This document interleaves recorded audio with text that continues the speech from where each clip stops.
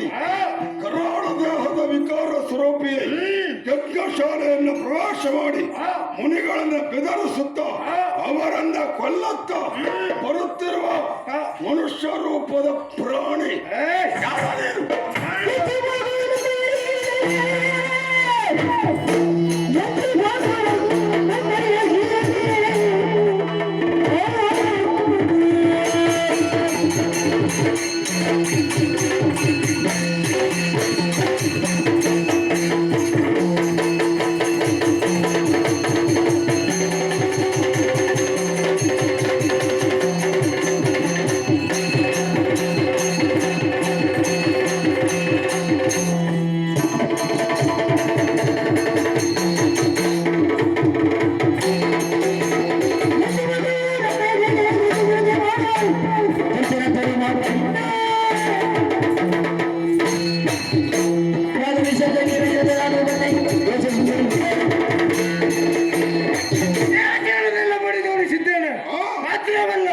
ವಿಷ್ಣು ಬ್ರಹ್ಮಾದಿಗಳನ್ನ ಓಡಿಸಿದ್ದೇನೆ.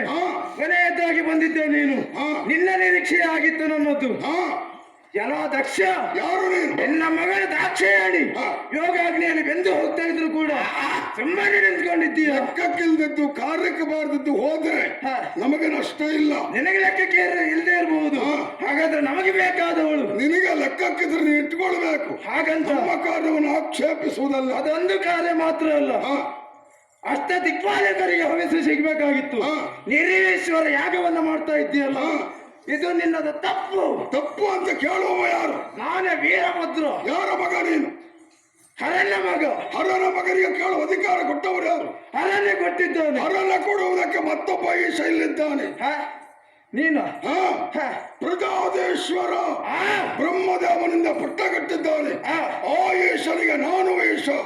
ನಾನಿರುವಾಗ ಅವಯವನ ಒಂದೂವರೆ ಕಾಸಿನವ. ಖಂಡಿತವಾಗಿ ಯಜಮಾನನಾಗಲಿ ಯಾರೇ ಆಗಲಿ ಯಜಮಾನಿಗೆ ಮಾಡುವುದಕ್ಕೆ ಒಬ್ಬನೇ ಇರಬೇಕು. ಇಬ್ಬರು ಇದ್ರೆ ಬಹಳ ಕಷ್ಟ. ಅದಕ್ಕಾಗ ಅವ ಬೇಡ ಅಂತ ನಾನಿದ್ದದ್ದು. ಅವನು ಬೇಡಲ್ಲ, ಮತ್ತೆ ಅವನನ್ನು ಬೇಡ. ಅವನನ್ನು ಉಳಿಸುವುದಕ್ಕಾಗಿ ನಿನ್ನನ್ನ ಕೊಲ್ಲುವುದಕ್ಕಾಗಿ ಉಳಿಸುವುದಕ್ಕಾಗಿ ಬಂದವ. ಹಾಗೊಪ್ಪಿಕೋ. ನಾವು ಬೇಡ ಅಂತ ಕಳೆದು ಬಿಟ್ಟಿದ್ದೇವೆ ಹೇಳಿದ್ರೆ ಅವನು ಸಾಯ್ತಾನಂತಲ್ಲ, ಬದುಕಿರ್ತಾನೆ. ಅವನ ಸಹಾಯಕನಾಗಿ ಬಂದವನು. ಸಹಾಯ ಅವನ ಸ್ಥಾನವನ್ನು ಉಳಿಸುವುದಕ್ಕೆ ಅವನ ಸಹಾಯಕನಾಗಿ ಬಂದವನೇನು? ವೀರಭದ್ರನಿದ್ದೇನೆ. ವೀರಭದ್ರ ಆಗು, ಭದ್ರ ವೀರ ಆಗು. ನಮಗದು ಸಂಬಂಧ ಇಲ್ಲ. ಇದು ನಮ್ಮ ಯಜಮಾನಿಕೆ, ನಮ್ಮ ಯಜ್ಞಶಾಲೆ. ಮಾಡುತ್ತಿರುವವ ನಾನು ಪ್ರಜಾದೇಶ್ವರ. ಕೇಳುವ ಹಕ್ಕು ಪ್ರಪಂಚದಲ್ಲಿ ಹುಟ್ಟಿರುವ ಯಾವನಿಗೂ ಇಲ್ಲ. ಏನು ನೀನು ಮಾಡಿದ್ದೇನೋ ಸರಿ.